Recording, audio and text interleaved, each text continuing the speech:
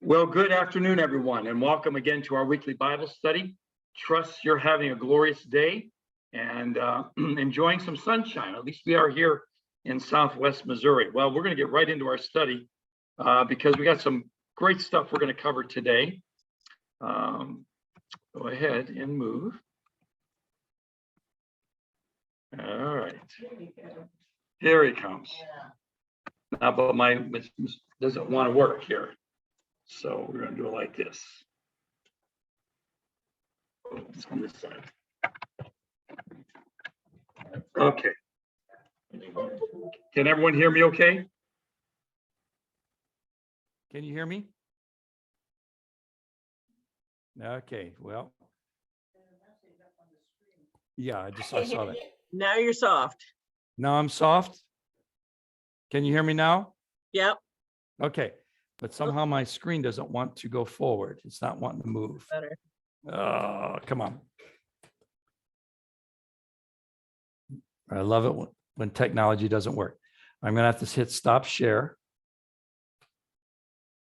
Okay, I'm going to pull this out here. Pull that in.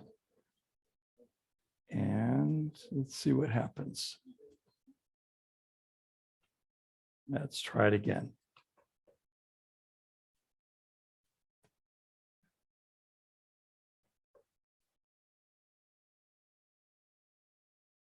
It's not wanting to move.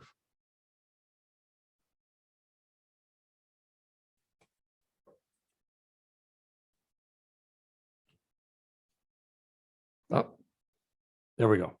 Finally. All right. So 2 weeks ago, we started our series looking at the Christmas story and looking at it in some depth. And so this is what we've looked at thus far. We've looked at the Old Testament prophecies that looked at the offspring was of a woman. I mean, it's possible that God could have just showed up, but he chose to become like us, which really makes Christianity so unique among all other religions in terms of their aspects of deity, is that God became flesh and he dwelt among us, as the New Testament writer tells us, that he was from the seed of Abraham and the house of Jacob. Broke it down even further. He was of the tribe of Judah, of the house of David. So we see throughout the Old Testament, we're peeling the onion, getting more details about the coming Messiah, that there would be a sign, a star.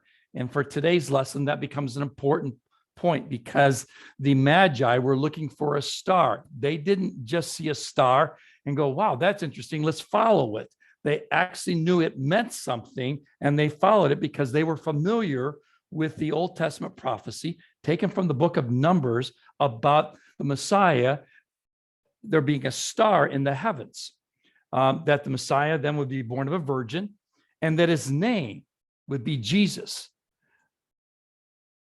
They called him lots of other things. And it wasn't that they would come and say, hey, man, you'll come with us today. He was always called Jesus. So his name was Jesus. All right. But when we speak about calling, when the word calling is used, it's kind of a little bit like when we say we have a life calling. It's a life purpose. It speaks to relationship and roles. So when we say someone is an accountant, okay, they have a desire and a calling and a passion to be an accountant. We'd say that's a calling. Obviously, this is more significant than that type of calling, but it speaks to the fact that we have all these different phrases and names of what Jesus was referred to or called to, because it speaks to relationship and it speaks to his role. So, for example, he is Emmanuel, God with us. He is Wonderful Counselor, Mighty God, Everlasting Father, Prince of Peace. He is the Lord, our righteous Savior. He is the Son of the Most High, the Son of God. Okay, so all of these speak to who he was and his relationship with the divine, because he was divine, but also speaks to his humanity. His name was Jesus, but he was called these other things. And then finally, last week, we looked at the fact that the Messiah, or Jesus, was probably born in September, early fall, probably 4 BC. 4 BC. Tony, our in-house historian we got together, we started comparing notes and everything else because we looked at it as possibly between 6 and 1 BC. And the more we talked about it, we feel very comfortable with the 4 BC as the most likely date that Jesus was born. Now, let's look at another. It's not a prophecy, but it's a statement that is so profound that comes from the New Testament. It's from Paul's words in Galatians chapter 4, verse 4. And he said, but when the time had fully come, or the New Living Translation says, but when the right time came, God sent his son. So in the fullness of time is what we're probably more familiar with the phraseology from that passage in Galatians chapter 4. So what does in the fullness of time mean in the Greek? It means, first of all, that Paul's reflecting back almost 20 years at the death of Jesus. He wrote that Galatians is written in the late 40s, okay? Possibly as late as the early 50s, so around 50. So we're looking at about 20, not quite 20 years after the death of Jesus. And as he's reflecting back on who Jesus was in the context of what he's writing about, he says that in the fullness of time, God sent his son, and he came under the law, which is the rest of that verse, because Paul there is speaking about the fact that Jesus was fully Jewish and that he fulfilled the law.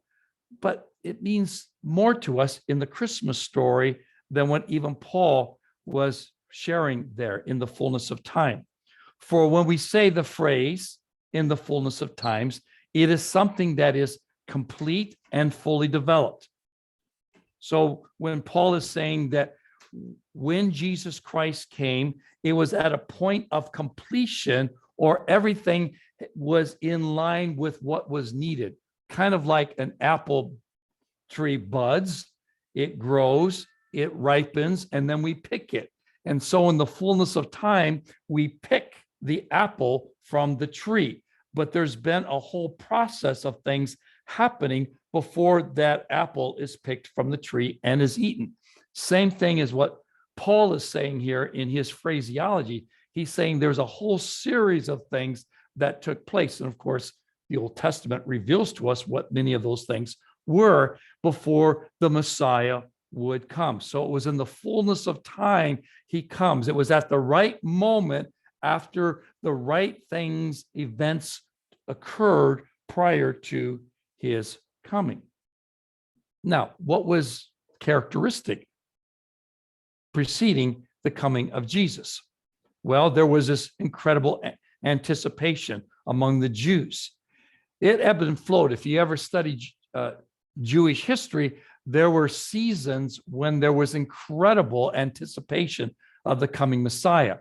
Many times it was when they were dealing with difficulties, like during the Babylonian captivity. And so we have the book of Daniel that's written during that time. But there were other seasons when the Jewish people would focus on the fact that there was a Messiah. The prophets constantly were reminding the people of the hope that they had in the coming Messiah in the last days.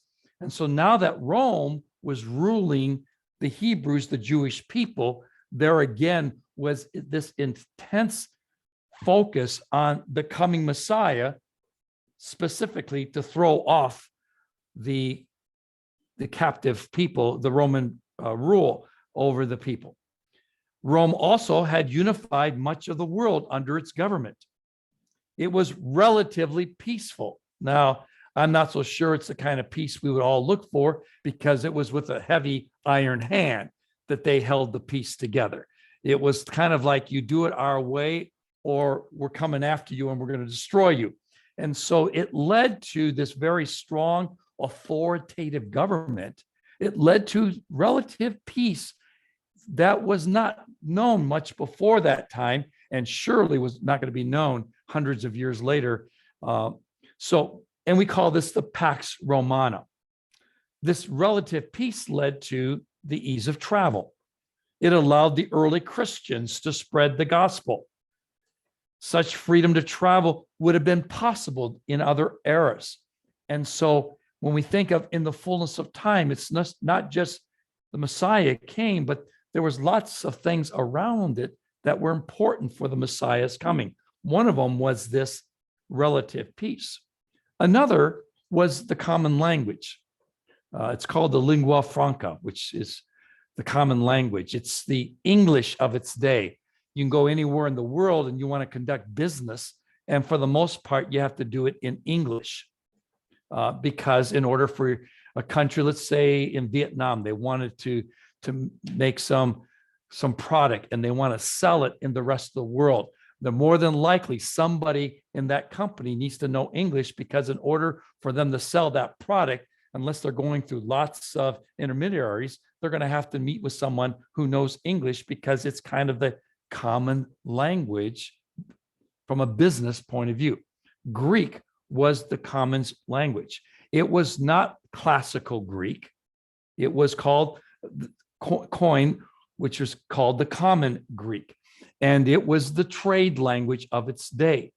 Because of the language, you're able to have the gospel spread in a way that was impossible when everyone was fragmented and everyone was kind of had their own language that you had to know in order to make inroads there. And so having this common language, which started with Alexander the Great, but the Romans expanded this and continued this common language throughout its empire. Roman taxation. It paid for the expansion of cities like Rome. Tarshish, the city that Saul was born in, was a very important Roman town. A lot of Roman soldiers retired in the area of Tarshish. And so they built up these cities. It also built up civil projects like aqueducts and roads throughout the empire. And of course, the defense of the empire itself required heavy taxation. And so it's interesting that Luke tells us that corresponding with the birth of Jesus is this edict in order to have a census so that we can raise taxes. So taxes become part of the birth narrative. Then, of course, we have the Roman roads. Eventually, Rome would build about 50,000 miles of roads throughout the empire. Now, I was just doing an interesting study here recently. I was looking at Persia again and found out that in the eastern end of the empire, Persia had started developing its own road system. They weren't as fancy and as durable as the Roman road, but there was a very strong communication network within the Persian empire that the Romans were able to build on, at least in that part of the known world. And of course, they expanded it into the western end of their empire. Now, why this infrastructure? Well, the primary reason for the infrastructure was so that the legions could get from one region to another as quickly as possible. Again, if we're going to defend this vast, sprawling empire, we need to be able to get troops throughout. And the fact is, these roads were so well built that some are still used today in parts of Europe. So in summary, when we look at that verse from Galatians, in the fullness of time, we're looking at some very unique characteristics that you don't see commonly prior to that. And after the Roman Empire begins to kind of fall apart, you don't see it for literally hundreds and hundreds of years before we ever see anything close to what was experienced during this period of time within the Roman Empire.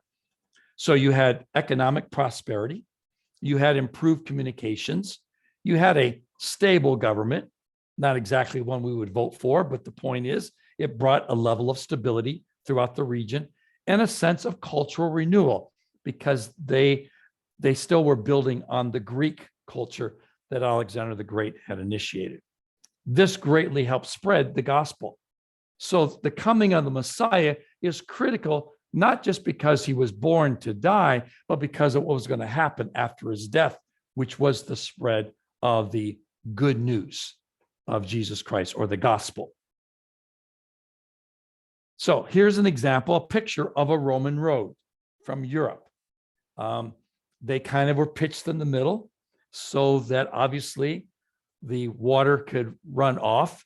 I've actually seen that sometimes they would go down to a depth of several feet to build the foundation, so that again, the road kind of, because it's of stones, it would kind of rise and fall depending on the heat and the cold, which is kind of why our roads kind of fall apart today, because they're not built to handle all of this expansion and contraction that takes place. So every 3 years, we got to have the orange barrel season, I call it.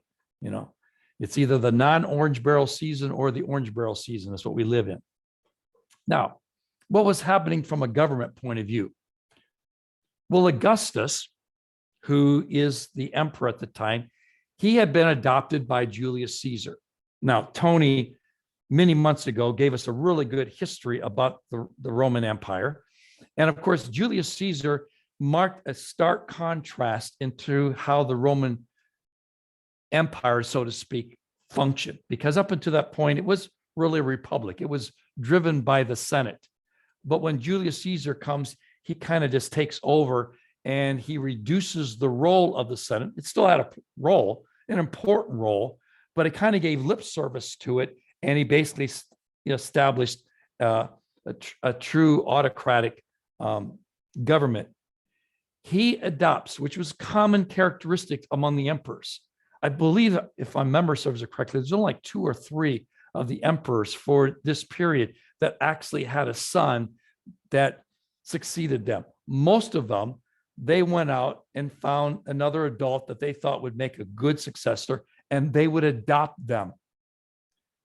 We don't have time to do that today, but it really, if you study the Romans' approach to adoption, it helps you understand the biblical term adoption, because that was the framework in which they were talking, because they would go and find not a child. We think of adoption typically as an infant or a young person. These would be adults.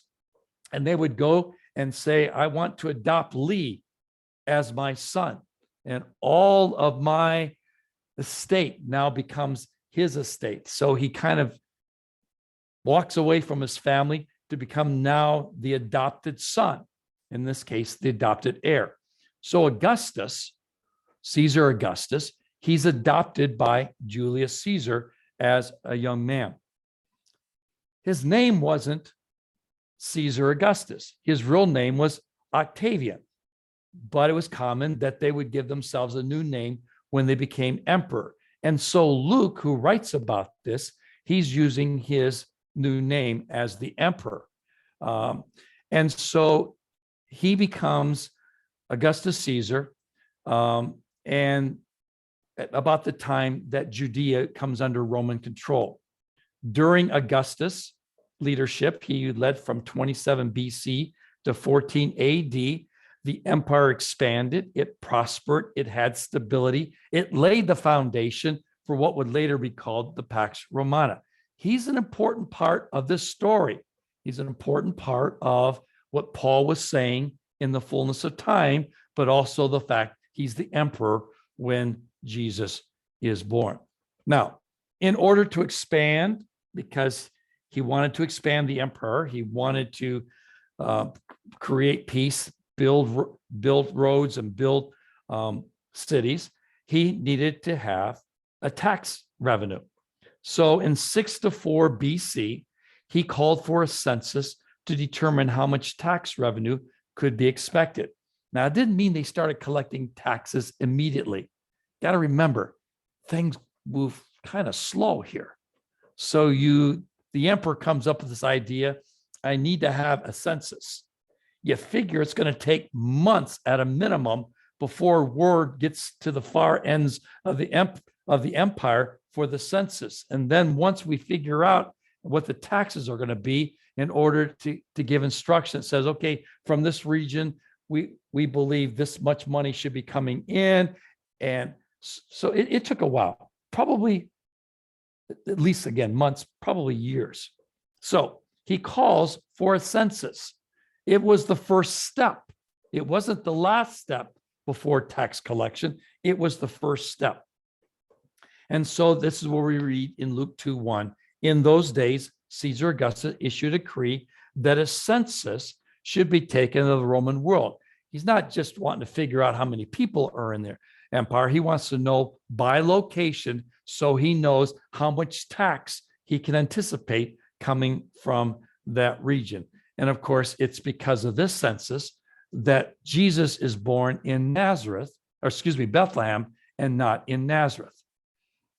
And we're going to find out later that Joseph is his family is from Bethlehem. Mary's family is from Nazareth. So when they go back later on in the story, they go back to Mary's hometown and not Joseph's hometown. But Jesus is born in Joseph's hometown, at least where his family is from. And so because, again, he had to go back there. More than likely, he probably may had some land, because that would be important consideration. When they did the census, they would say, okay, so Joseph, how much land do you have? Well, I got a quarter acre out in the back, 40, out by Republic somewhere. Okay, well, how many herds you have? Well, I got 10 sheep, 1 donkey, whatever. And because that become the basis of how much the tax should be. Now, who were the Magi? So let's move on with the story. The Magi. The Magi actually is a technical term. It's we get it translated in most of our Bibles as a wise men, but there actually was a group of people called Magi that actually existed. And we're going to look at that in just a moment. Okay. So before we do that, let's take a look at, again, the Old Testament and what it speaks to. That kind of gives us some indication of what's going to happen when Jesus comes. That Jesus would be worshiped by shepherds from the desert, and that foreign kings would present gifts to him is revealed in Psalm chapter 72. And here's how it goes. May the desert tribes bow before him, okay, and distant shores bring tribute to him. Now you say, well, they didn't come from a shore. Again, the whole idea is not shore in terms of water, it's shore in terms of the land. So distant lands. So that they're going to be bringing tribute to him. And may the kings present him gifts, and may all kings bow down to him, and all nations serve him. Now, obviously, this has a secondary fulfillment in the last days, but the point is that in the Old Testament, there's this idea that people of the desert, which were typically nomadic, and they had herds, primarily sheep, they would come and they would bow before him, but also some kings that would bring him gifts. So the Magi, or Matthew tells us of the Magi coming from the east to Jerusalem in response to a sign, a star. Now, we already looked at this from Numbers. That says a star will come out of Jacob. Jacob refers to all of Judea, all the land of the Hebrews. So a star will come out of Jacob, and a scepter, which refers to a king, will rise out of Israel. The Magi were familiar. That's the only way you can explain how, when they got to Jerusalem, they asked, where is he who's born king of the Jews?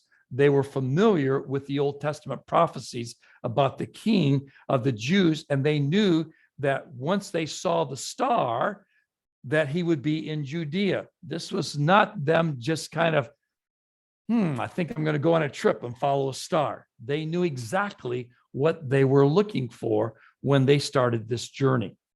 Now, they were probably from the Mesopotamia, or more than likely Persia area. Now, what's significant about that is because we have literally tens of thousands of Jews that have settled in this region. Okay. And that even when they went back to Jerusalem to rebuild the temple and to establish Jerusalem again, most of the Jews did not go back. Only a small fraction of them went back. They all stayed in the diaspora, or in the scattering throughout the empire. So Persia, modern day Iraq, they were, because of Babylon, they were filled with Jewish people that were living there. And what did they do during the Babylonian captivity? It was so fantastic, was they started the synagogue. the place where they would keep the scriptures alive and the traditions alive. Now you say, well, how do I know these men? Well, we're going to find out these men were learned men, and part of their learning would be exposed to all of the culture of their day. And so if you got a large Jewish population, you're going to know about their teachings. You're going to know about them. So we have people like Daniel and Esther. These were people that were in the diaspora. They never returned to their home country. They stayed in these occupied lands. Okay. So this is where the Magi came from. It's likely that Hebrew scriptures were among the sacred writings these wise men studied in their pursuit of wisdom. Okay. So they would be acquainted with the Jewish prophecy of a coming king of the Jews, Savior King. And of course, as I said before, the Magi were looking for a star of this coming king. So when they saw a star that just wasn't normal. Now, was this something that God created? Was this an alignment of other stars? Well, we don't know. And that becomes just an interesting speculation. But the point was, they saw something in the heavens that was not normally there, that said to them, this is something we've been looking for. There was an anticipation they had, and they began to follow the star. Now, let's learn a little bit more about these people that we call the Magi. There was a dominant religion in Persia called the Zoroastrianism. And one of the characteristics of this religion is they had a priestly group called the Magos, or what we would translate the Magi. Okay, they were highly educated. They were people that emperors wanted on their court. So, for example, when the king of Persia, when Nebuchadnezzar has his dreams and he's looking for people to interpret them, he goes to his advisors. Those are Magi. Those are his counselors. Those are his wise people that were there. This is very common to surround yourself with these people. So this is the group of people that they came from. They were highly educated, very much in demand by emperors and kings in the area because of their vast knowledge and insight that took place. So within the Medo-Persian or the Parthian Empire, for example, Magi were regarded as valuable advisors because, again, as their knowledge, their wisdom, and they actually would serve in the royal courts. And I've given you an example with Nebuchadnezzar, but it also was true of the Persian kings as well. So, although Matthew's account does not explicitly cite the motivation for their journey other than seeing a star, there is a Syrian infancy gospel. Okay. And again, it's not the Bible. It's just interesting for our consideration. They said that there was within this religion also a prophecy from their great prophet, who also talked about the fact that there was a coming Messiah.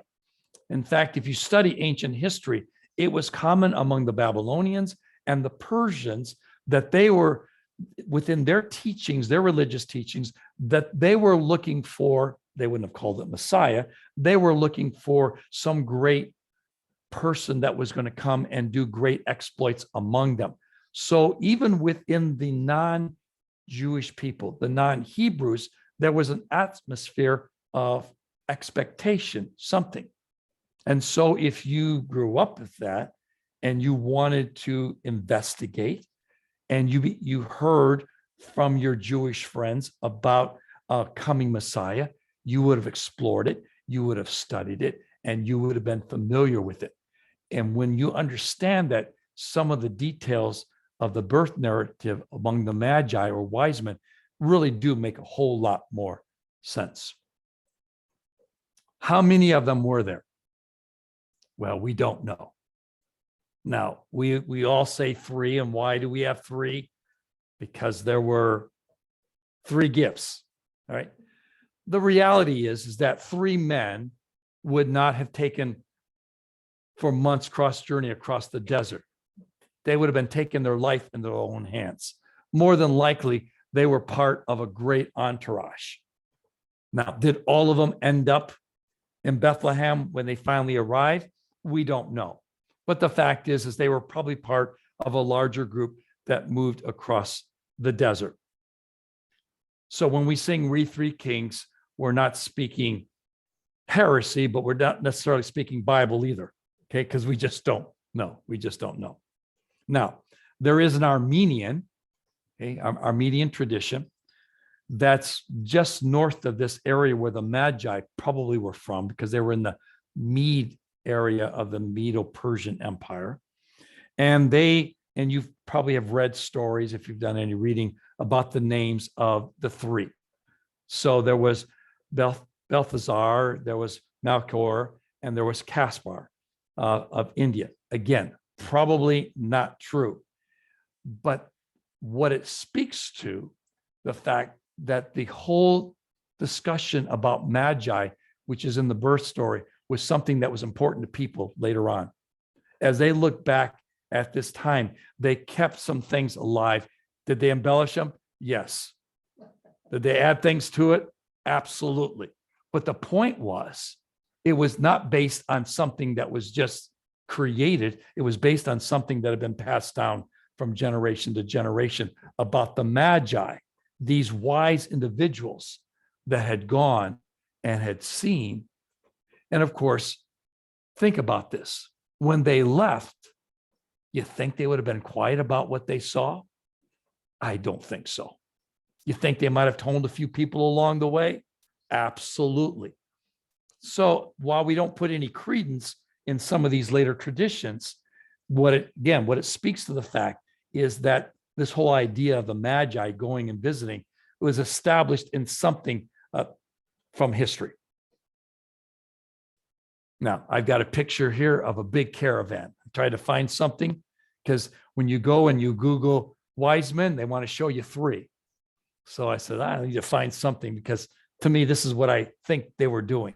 And this literally would have taken them months to make this journey, because they had to cross some pretty significant mountain ranges there in the east and made their way over to Judea. Let's take a moment and look at the gifts. Now, the primary significance of the gifts lay in their great value. Okay, they were gifts fit for a king. Beyond making it clear that there were great treasures given an act of worship, there's not a whole lot of other meaning to it. Obviously, they tend to honor Jesus. And so there are lots of people have talked about, and we'll actually touch on these gifts a little bit, that the gold represents this, the frankincense represents this, the myrrh represents this. I'm just, maybe this is my engineering coming out of me, but is these three gifts, they were precious gifts, and they gave the gifts, okay? Where they're trying to think in terms of, what statement do I want to make with this gift? Now, do they make statements? Yes, they do. But I just believe they were there to honor this king. They said, let's find those things that have value, that are precious. But let's look at these three gifts. So the first gift was the gift of gold. Now, that's pretty straightforward. Okay, royalty, it speaks of royalty, bearing gifts. Gold was a valued commodity in the ancient world. Okay, the accumulation of gold was one of the chief measures of wealth throughout the Old Testament in the world. Gold was particularly associated with royalty and nobility. Queen of Sheba, when she came to honor Solomon, she brought great quantities of gold. So by bringing a gift of gold, the wise men showed that they indeed perceived that he was the king of the Jews, as they proclaimed. That would be an appropriate gift. We're coming to find the king of the Jews. We're going to bring an appropriate gift. So they would have brought gold. But what about frankincense? What is frankincense? Well, it's a aroma that comes from gum resin. Okay. You scrape the bark of a certain native species of tree, and you harvest a little resin that comes off the scrapings. After they dried, they would burn it, and it created a strong, beautiful aroma. Now, picture with me for a moment where you might find the use of frankincense. If it's true, you would find it in the worships, incense this type of thing, they would use that. So because of its cost, the common person could not use it because it actually gave off a fresh aroma. It would be like, Glade. You could plug in a little frankincense in your little bungalow and it would bring an aroma. Well, they didn't use it because no one could afford it, but it had such a sweet aroma. But again, because of its expense, it was limited in use primarily during religious ceremonies. So the inclusion of frankincense as a gift for Jesus may have indicated that the wise men understood that the prophecy of the newborn carried with it the claim of deity, because you would offer this very expensive aroma in your worship to your deity, your gods. And so they were saying, we not only recognize him as king, but are they also speaking to the fact that there's deity, because that's where you would commonly see this material used? Something to think about. How about myrrh? We're more familiar with myrrh. It was a fragrant spice derived from the sap of a tree. Could be used as incense, but in the ancient world, it also had a wider usage as perfume, anointing oil, and even had some medicinal value to it. Most notably, with regard to Jesus' life, myrrh was a key ingredient when they mixed the spices to prepare for his burial. So it's commonly used in burial. Does it speak to Christ, the King's death? Again, looking back, it makes sense. Did the Magi understand that when they selected that? Maybe it was just God speaking in their hearts and says, hey, these things the king is worthy of. He's worthy of. So what did Joseph do with the gifts? And we kind of alluded to that last week. It's more than likely it helped them make their escape to Egypt. They were not wealthy people. Now, I was jokingly a little earlier that when Joseph went to sign up, he had to talk about how much land he had, how much he how much he had in his herds. The reality is they were so poor that when they went and at the 8-day sacrifice and they made their sacrifice, they had to give the poor people's sacrifice because they could not afford the normal sacrifice that was required for the dedication of the child. So we know that Joseph and Mary did not come from means. They did not have a lot. And so it was not going to be cheap because they're running for their lives. They might have hooked up with a caravan at some point when they got on the main road out of Judea, but I'm sure they probably had to pay their way as they went along for protection and everything else. Matthew tells us that as soon as the wise men departed, an angel of the Lord warned Joseph of Herod's rage. And so they've got 100 miles, about 100 miles from Bethlehem to where they're going to, what we think ended up in northern part of Egypt there. So again, the valuable gifts would have helped them finance not only their escape, but also the time they spent in Egypt. They would have had to go live with somebody. They probably weren't out going out and buying a house and everything else. So they were probably living and they had to kind of pay their way. These would have been incredible gifts that would have allowed them to protect Jesus. Now, when the Magi leave, and of course, Joseph's been warned in the dream, we have this horrific story called the Massacre of the Innocents. We're going to take a look. This is a picture of Herod, our great Herod, right? Jeremiah speaks to this prophecy where he says the voice was heard in Ramah, lamentation, weeping, and great mourning. Rachel weeping for her children, because this was the area that Rachel lived, the wife of Jacob, weeping for her children, refusing to be comforted because there are no more. In other words, the children have been taken, and there's no comfort that could come that took place. So this is what was spoken of by Jeremiah. That prophecy occurred around 600 BC, and this is what Matthew has to say as it speaks of fulfillment of that passage. Now, more than likely, that prophecy was had an initial fulfillment during the Babylonian captivity, but many, and of course the New Testament, Matthew himself extends it to the slaying, the attempt by Satan to slay the Davidic king, the coming Messiah. That was Satan's way of trying to sabotage God's plan. So when Herod realized that he had been outwitted by the Magi, he was furious. And he gave orders to kill all the boys in Bethlehem and its vicinity who were 2 years old and under. Now, last week we talked about the fact that it might have been only about a year. But the fact is that Herod wanted to make sure he covered all his bases. So even though it might have been only a year after the actual birth of Jesus when the Magi showed up, it could have been as close to being up to 2 years. Because remember, Herod asked, when did you see the star? Kind of does his calculation, probably added a little margin to it and says, listen, if I do 2 years, I make sure I got covered. So no one escapes from what he's going to do. And of course, Jeremiah had prophesied this was going to take place. Now, how many were killed? Well, Bethlehem was a village at that time of about 300 people. So kind of project out. So maybe at the most you might have had a dozen. Let's go be generous, maybe 2 dozen. Okay. We're not talking about hundreds of kids here. That doesn't negate the pain and anguish. One death is too many. But there have been some who've questioned, well, Josephus never talks about this. He talks about everything else, but doesn't talk about this. Why is it?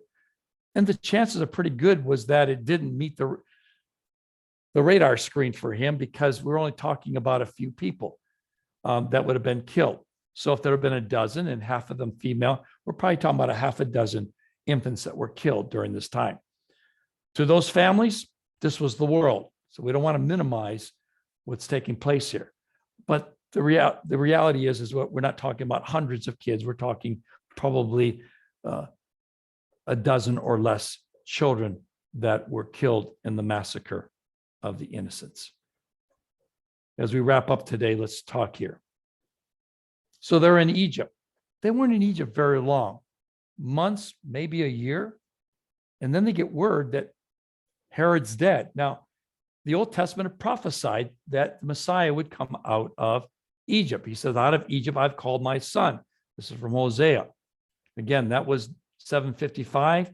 And here's what Matthew says. And when they were departed, behold, referring they're the wise men, the angel of the Lord appeared to Joseph. Take the young child and his mother and flee into Egypt and be there until I bring thee word, for Herod will seek the young child to destroy him. So Joseph arose, took the young child, his mother by night, and they departed into Egypt. Was there until the death of Herod that it might be fulfilled, which Hosea had prophesied. Okay, so Herod dies. Now, the question is, why Egypt, besides the fact that the Bible speaks to Egypt? Egypt seems to be the place that everyone goes to when things are bad. You mean look at Abraham, look at others throughout, Jacob and Joseph. Okay, Egypt seems to be a place. The reality is there's a large Jewish population. It is said Alexandria had about 1 million residents, and that during the time of Jesus, about a third of them were Jewish. So we're talking about 330,000 Jews there. More than likely, this is where Joseph would have fled. He would have gone to a community that was a large Jewish. Alexandria would make sense because we're family. We're family. Now, where's Alexandria? This is kind of a modern map, but it shows you where Alexandria is. Alexandria is kind of in the delta. It's pretty big delta of Nile.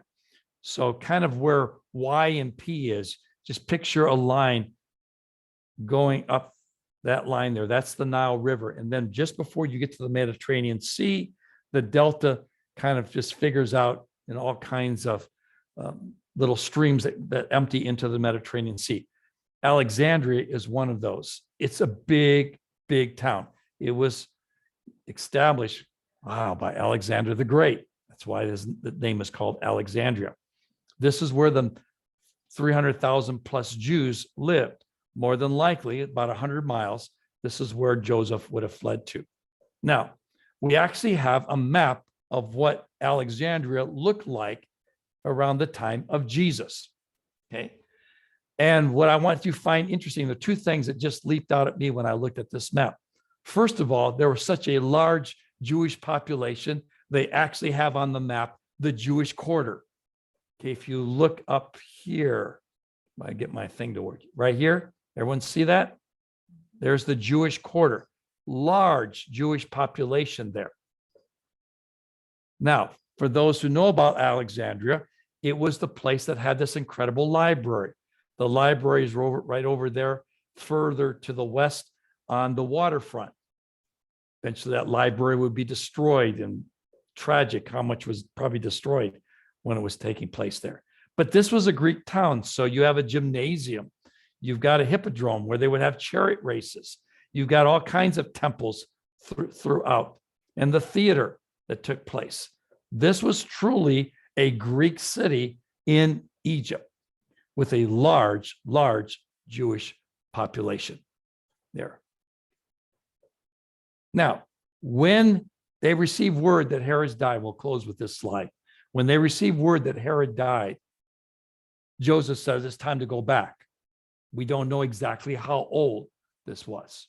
Okay, probably within a year or two. Okay, maybe 2 or 3. We don't know exactly how long. They get ready to go back, and they were going to head back to Bethlehem. You say, well, how do you know that? Well, let's take a look to see what it says to us. Okay, he's going to head back. But when he hears word that Herod's son is in charge, he decides, I don't want to go back. Now, who was Herod's son? Archelaus. Okay. He was as evil and as corrupt as his dad. It said he slaughtered 3,000 prominent people in the countryside. Okay. And so Joseph says, I don't think this is good. So he decides not to go back to Bethlehem. And so he goes back to Nazareth. Now you say, well, isn't he also running over Herod? No, there was another son that was in charge of where Nazareth is at. Okay, I'm going to try to get my little cursor here. Here's Nazareth. See it right here? And it's a different color because there was a different son of Herod that ruled that area. Bethlehem is way down here. So that added to their journey. But fortunately, they had a major highway that ran along the coast that eventually headed over towards Nazareth. And so Joseph, once he finds out who's now taken over for Herod the Great, he says, you know what? It's too big of a risk. We're going to go north. You know, he's still Herod's son, but maybe he doesn't have Herod's temperament where he's killing off. And so he goes, and they end up back in Nazareth, which is Mary's hometown. And that's where they're going to live. Jesus is going to live for the next 27, 28 years of his life. And so that's where we're going to end the story today. So in closing, I would just want to share this thought with you. We have in Scripture the fact that Jesus Christ is coming again. We have all these prophecies we looked at about Jesus coming the first time. And guess what? He did. He did. We have all these prophecies that says he's coming again. Guess what? He will. He will. What are we supposed to do in this time? I think we're to be like the Magi. We are to be seekers of wisdom. We are to search the scriptures. We are to study them. We are to understand as much as we can about who God is and what God's doing in our lives. And as an act of worship, we are to spend time with him so that when he comes, we are people of the light who are not taken suddenly and unawares, as Paul says in Thessalonians. And so I encourage us to be Magi, worshipers. They came and they bowed. They came and they worshiped. They came and brought gifts. Do you know the greatest gift you and I can give ourselves. The greatest gift we can give to our Savior, the Messiah, is we give ourselves in submission to him. Father, thank you for your word. Thank you again for these promises, and we're seeing it fulfilled in the time of Jesus' birth. And so we have confidence that those things that speak of things yet to come, we know, Lord, that you fulfill what you promise, and we look forward to your return. Be with us now. Keep us safe as we come back next week. In Jesus' name, amen. God bless you all. Have a great day. We'll look forward to seeing you next week. Hi, Donna.